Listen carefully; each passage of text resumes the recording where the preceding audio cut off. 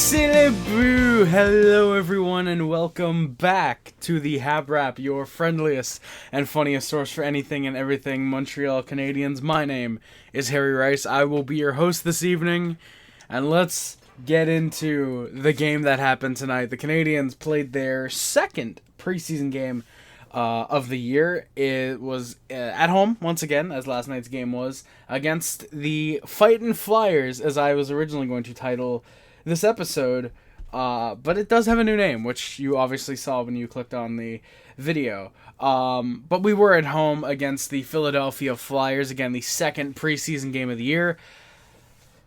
There were some good and some bad. I think, spoiler, but most of the bad just being that there wasn't a whole lot until the third period. Not a whole lot. Some goals, few fights. Not a whole lot of anything else, though. So yeah, of course, we, if you're new here, how we do these is I go through the lines for both teams. I give my little thoughts on the game. And because it is no longer the first game of the year, I go through the stats at the end. Along the way, I'll probably give a couple people that I liked, a couple people that I thought were maybe bad, if there were any. And then we work our way on out here. It's pretty simple. I'm going to be trying to keep these at or around half an hour, so we'll see how long that actually sticks. So, the opening lines for tonight's game against the Flyers were Caulfield, Suzuki, Slafkovsky, Bolduc, Newhook, Waugh, Blais, Veleno, Rohrer, and Tuck, Florian Xhekaj, and Thorpe. On the blue line was Gouli, Hudson, Arber, Xhekaj with Carrier, and Paquette-Besson with David Reinbacher. Jakub Dobeš would get the start for the Canadiens. He will try to hold on to his backup role, while Capo Kakinen backs him up, trying to find his way back into the National Hockey League. And the opening lines for the Flyers were Delorier, Couturier, Brink, Abels, Dvorak, Tippett, Eklund, Luchenko, Richard, and bump guard Gauthier. There was actually thought that Sawyer Bolton would play in this game because he did travel with the Flyers, but alas, he did not end up playing in the game, unfortunately. London Knights legend Sawyer Bolton. Would have loved to see him get destroyed by Florian, but alas, that may have to wait. Assuming he ever makes the NHL, which is kind of bold to assume that Sawyer can do that. On the blue line was Sanheim, Gilbert, as I like to call him, Denny Gilbert, but Sanheim and Gilbert, Sealer, McDonald, and Grands with Sampson, while Samuel Ersson would get the start between the pipes for Philadelphia, and Alexei Kolosov would back him up. I put in my initial notes, let's see if he gets in the game at all. Spoiler, he would. Before the game, I, of course, was excited to see both Xhekajs in the lineup at the same time. That was kind of the big story heading into tonight, was how are the Xhekajs going to play now that both of them are on the same team. They're on the Canadiens. And they kind of stole the show, honestly. Only one of them ended up being in the 3 stars, but still, they were very good. I was a really big fan of how they both played, and we'll see what they did to warrant that impressiveness. So, Gouli has a shot while Slaf screens. That stopped in the opening minute. And then the Canadiens score. That's right. It takes 53 seconds. Cole Caulfield has a one-timer. That's on point from Hudson and Suzuki after Zooks ends up stripping Sean Couturier. It is 1-0 Canadiens again. 53 seconds in. Veleno has good skating. He ends up generating a shot on net. Dobeš then makes his first save 3 minutes in. Reinbacher has a good pass block from behind the net, and the fourth line then impresses with 3 solid hits. You'll love to see it.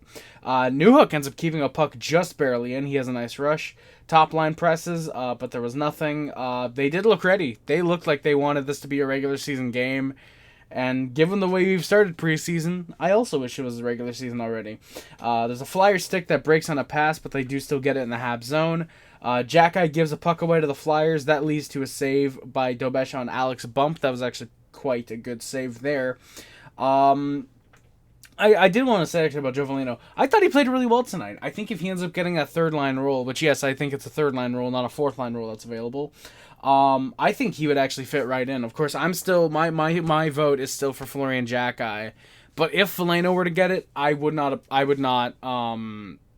be mad about that whatsoever, because I thought he also played a very solid game tonight. Did Joe Veleno, and then the Canadians score. Just kind of out of nowhere, Florian Xhekaj makes it 2-0 on a really nice shot in the slot. It kind of squeaks through, but hey, you know what? You're not scoring in the NHL if you're not getting those lucky goals once in a while, and I'm sure Flo will gladly take that one. Mother was in the stands. I really don't want to butcher it. Simona, I really hope I didn't butcher that. My God. I'm embarrassed if I butchered that. I hope I got that right. Drove, I believe they said 6 hours on the TSN broadcast to be here for the game. She was crying after the goal. You love to see parents happy for the kids when they're scoring in the NHL. The assists on that one go to Thorpe and Tuck. So Tyler Thorpe, who I thought had a very solid game too. He looks like he might end up being a very solid fourth liner in a couple years. Canadians press immediately for the 3-0 lead. Back the other way, Dobesh makes a save and didn't even realize it on that one. That one just got to him and he made the save. Hudson, he's got the feet moving already. There's a shot that gets blocked. Caulfield then has a look that's stopped. Xhekaj slapper then gets blocked shortly after. Arber lays a solid hit on a flyer. Delorier, he then hits Gouli behind the net. There's a late chance for Veleno. He has a really good deke at the blue line and gets a shot, but Urson makes the save. These shots, first period's already done. Shots are 9-5 for the Canadians with a 2-0 lead after the first period. In the second period, Alexei Kolosov was in net to start for Philly. That's kind of weird. I don't know if they just wanted to give Urson a little bit of time, and him giving up the 2 goals made him look worse than the Flyers thought. Would have expected this to be a halfway point thing, unless that was always the plan, was for them to start Urson and then Kolosov in the second and third, but I don't know. Either way, in my notes I put that Urson stopped the shot, but it's Kolosov. He stops the Suzuki chance 30 seconds in. Slav would go to the back after taking a stick to the face. That sucks. I put he'll get cleaned up. And then I put a referendum. I don't even think that's the right word that I should be using there, but I put holy shit on the replay. And this was legit scary. Dvorak's skate comes up on Slavkovsky. Thankfully, it's just into his cheek. You don't want to see that at all, but you'd rather it be the cheek than basically anywhere else. Slav would thankfully come back later in the game, but he would go back just to get cleaned up, I don't know if they stitched him up, but they put some type of, maybe it was the glue that they just put for now, but he would thankfully come back, and it just took a little while for him to return. There's a scramble in front of Dobesh, no goal, the Habs clean that up. Veleno then sets up a wrap chance for Roar. That just gets stopped. Veleno, again, had a really noticeable game. Didn't get on the scoreboard, unfortunately. I thought he was one of the better Canadians tonight. At least personally, I did. Habs then go to the penalty kill as a hold on Carrier gets called. Newhook kills time with a hold along the boards in the Canadian zone. And then it's a 5-on-3. Too many men gets called for the Canadians. Blaze jumps on the ice way too early, but also partially on Newhook for not realizing and trying to jump off the ice fast enough. We've got 1:20 of 5-on-3. Gouli has a shot block. Xhekaj then does. Carrier comes out. Veleno gets some speed. Habs kill it off. We are 2 for 2 on the penalty kill just like that. Flyers had a notoriously awful power play last year, so it not really too surprising that adding only one guy in Trevor Zegras, who I don't even know if he was playing. No, he wasn't playing tonight. I had to look at the notes real quick. But adding one guy in Zegras and not having half of your guys that are actually going to play on the power play would make it look like it was last year's power play. Flyers are able to hold the puck in on a clear. Dobesh ends up covering the first chance he gets to bring us to a commercial. I love smart goaltenders. Flyers then get some chances. Habs clear. Veleno with some more speed. Veleno is a very fast guy. If he makes the team, he is going to be loved. He was playing on the penalty kill even, especially on that 5-on-3. If he can be a kind of two-way guy, score some goals, play good defense, Montreal is going to love Joe Veleno if he ends up making the team. And I can't believe I'm about to read this from my notes. Holy shit, Delorier versus Florian. And I know I had to force the rhyme, but I'm sorry. But Florian Xhekaj, he, after a play, he just goes over, he slashes at Delorier, challenges him. Delorier's not gonna refuse a challenge. And Delorier, unfortunately, he knocks him down. Florian, though, gets huge props from me. He picks that fight himself. He went right over and challenged possibly the baddest fighter in the National Hockey League today, if not one of the top 3 toughest fighters for sure. And he basically just, I don't give a shit if I'm going down. I'm at least going to put up a fight, and he did. Props to Florian for that. First line goes back out there. They had Blais, actually, did Caulfield and Suzuki, while Slavkovsky was in the back. Halfway through the second period, the shots, not in the period, but in the game, were 10-8 for Montreal. So not a ton of shots. A lot of just going back and forth, stick checks, shot blocks, a lot of hard-working play. Not a lot of action for the goalies, though. So unfortunately, their stats, aside from Dobesh's, kind of look worse than they actually end up being. Aside, Urson, I don't know, he kind of sucked. Kolosov was okay when he came in. Flyers up, icing a puck. Right afterwards, Hudson has some offensive generation. He tries to give the Canadiens a 3-0 lead. And Kakkonen comes in maybe 10 seconds after, about 20 seconds after halfway through the second period. And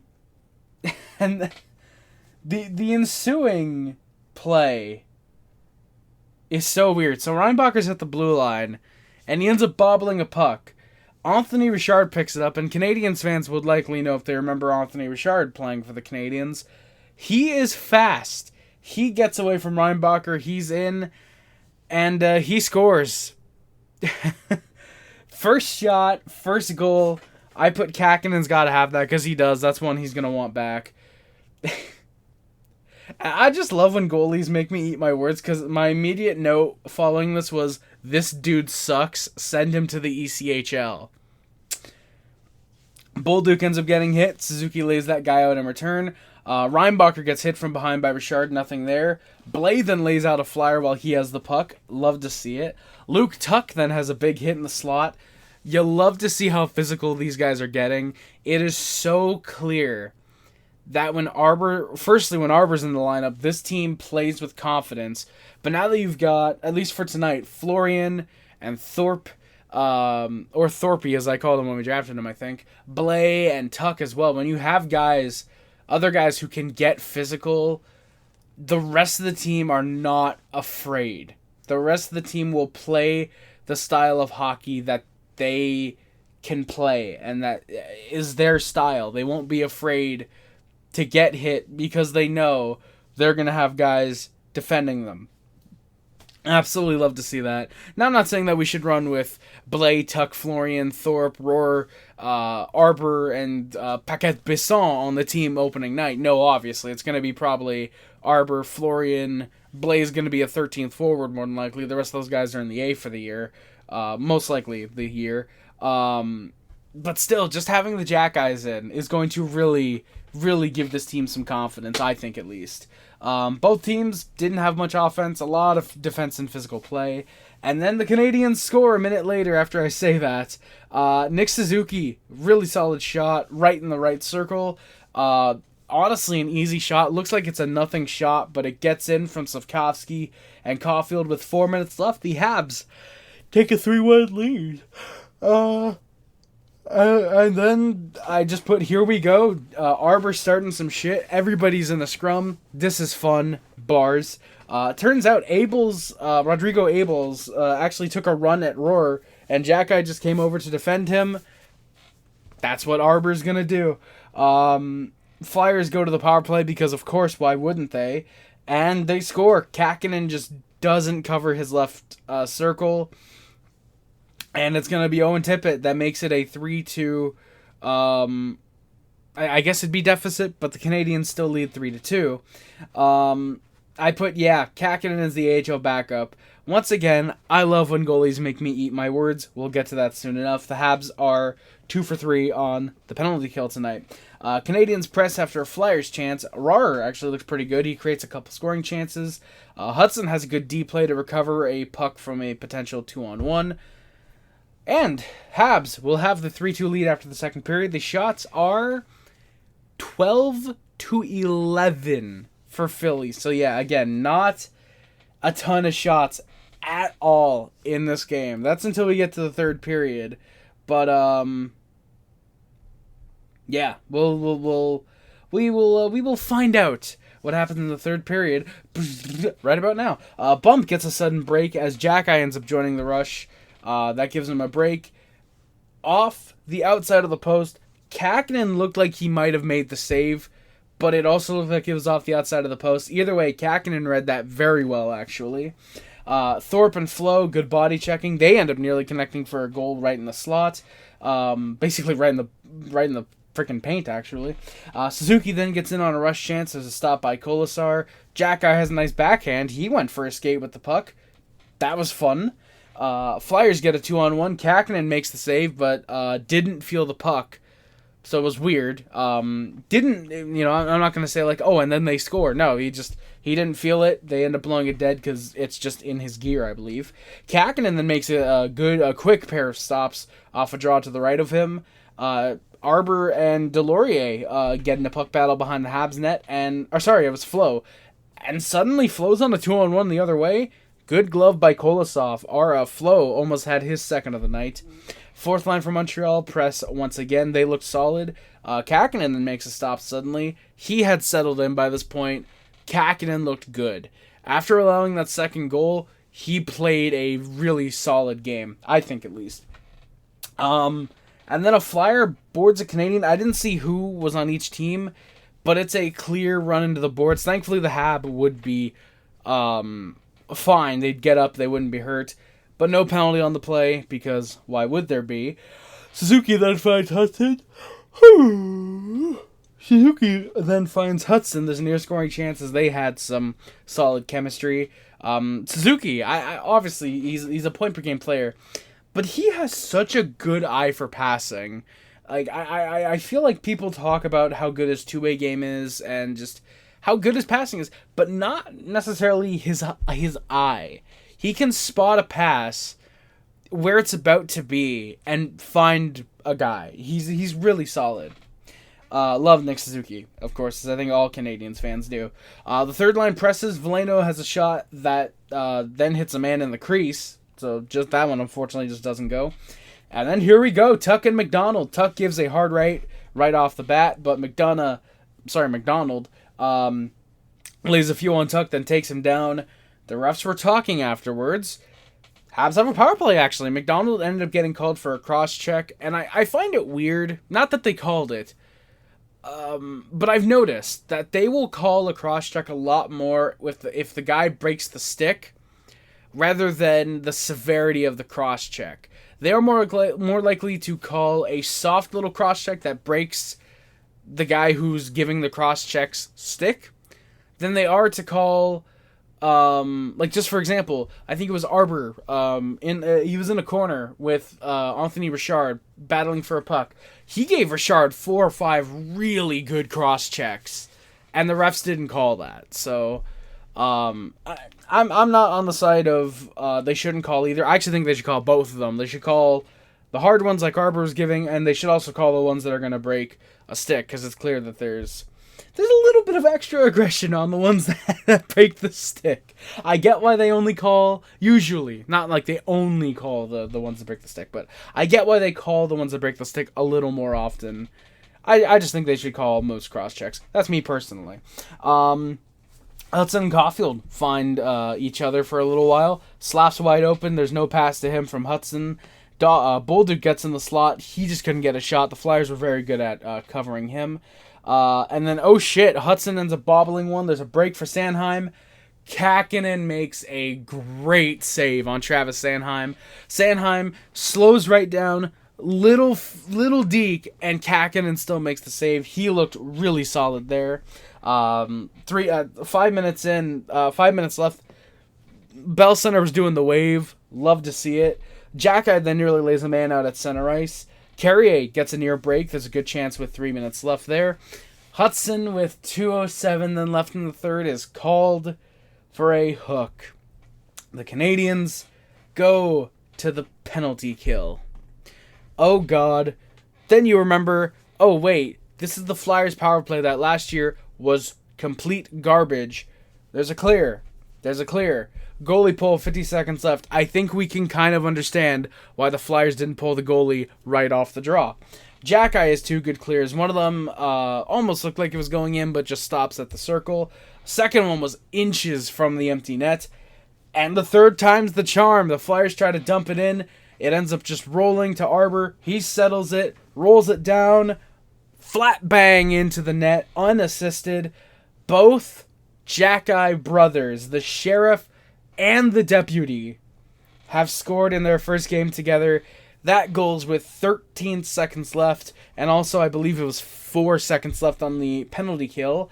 Habs are 3 for 4 on the penalty kill tonight, and that will do it. One more clear down the ice. They actually probably should have called icing with 1.5 seconds left, but there's no point. Even if they score right off the draw, they're going to lose by a goal, but yeah, Habs get the clear, and they win it 4-2 in regulation. Your final shots, 23-21 for the Montreal Canadiens. The most shots in that period by far. It was 12-9 for Montreal in total. And yeah, a very, very fun third period to see. Just honestly an entertaining game overall, despite the lack of shots. The physicality was really fun to see, especially with the Xhekaj and Delorier being in. Still think it would have been really fun to see Sawyer Bolton get in the lineup, because I think even if he was headhunting like he usually does, I think just seeing him go against Flo or Tyler Thorpe or even the big boy Arber, I think any of those guys would have taken it to him, and I think it would have been really fun to see. But regardless, the game ends with a Canadiens victory, so you know it was a good game. That is going to do it for the actual stats. As for a guy or two that I liked, firstly, Joe Veleno. Joe Veleno, I thought, played a very good game. He was very fast, quick getting on pucks. He was getting a couple shots. Didn't get on the scoreboard, but I thought he played a solid game. That entire fourth line I thought was good. Very physical. Good reading of the puck, good defensive game, a lot of good sticks. Thorpe, they mentioned on the TSN broadcast, and I'm glad that they did, because that reminded me to talk about this. Thorpe knows how to control his body. He's a big boy at, I believe, 6'4", 6'5", 230 pounds, or 215, 220. It's somewhere around that range. And the guy knows how to use his body. When he has the puck, he's shoving back against guys. He is really controlling his weight and his body. He knows how to use it. He's going to be a really solid fourth line grinder, I think, when he makes it to the NHL. Hopefully more for power forward, but I will gladly take a fourth line grinder instead. Hudson looked like Hudson, so he looked phenomenal. The top line I thought looked good. I liked what they did. Again, of course, they connect for 2 goals. Slafkovsky, despite the scare, thankfully he looked good. He was getting open on the power play, even though they didn't end up finding him. He had a good eye there. As for players that were bad, see, it's tough to say if there's any, because like Kaapo Kähkönen, when he came in, of course, he allows the 2 goals on his first 3 shots. After that, he played really well. I think it was only 11 saves. Let me try that again. It was only 11 saves, I believe, he made in the third. After the second goal, I should say. It was only 10 or 11. But he still played very well. You know, he could have easily allowed a goal or two that, you know, wouldn't have looked good. But he held the fort down. He ended up helping the Canadiens get the win. So I wouldn't say he played bad. I think he was just a little rattled. Maybe putting on the Canadiens jersey or being at the Bell Center. I don't know. It was something. I think it was just a little bit of a confidence shaker. And once he allowed that second goal, he really locked in on himself. Reinbacher, for the bobble that ends up leading to the first goal, I guess you could say leads to a bad game, but I didn't notice him outside of that. So I don't know if it's just the one play that would make him a bad player for the game, but he's still coming off of that knee surgery. I think it is still going to take another probably 2 or 3 games for him to really get back into full game shape. Plus the kid's only 20 or maybe 21, but he's 21. It's still going to take him 2-3 years probably to get to the NHL. It takes defensemen a few years longer than forwards to make the NHL. So I wouldn't panic if Reinbacher played bad tonight. I wouldn't even necessarily say he played bad. He had the one bobble, but that was it. I think he had an okay game the rest of the way from what I remember seeing. He had a few decent stick checks in there, a couple decent defensive plays. So I wouldn't really say anybody played bad. I mean, forgettable, sure, Paquette-Bisson. I didn't notice him too much personally. He was probably the only one that I really didn't notice all that much. But aside from that, I think everybody had a semi-decent game at least. There's some guys, obviously, that were better than others. But I think mostly everybody played a respectable game. So, yeah. Now we're going to get into the stats, and I'm going to get out of here so I stop rambling. And I don't want this episode to be more than half an hour. So, and given the low amount of stats that we have to cover, I don't think it will be. So, who leads the team in scoring? Nick Suzuki and Goal Caulfield each have a goal and an assist for 2 points.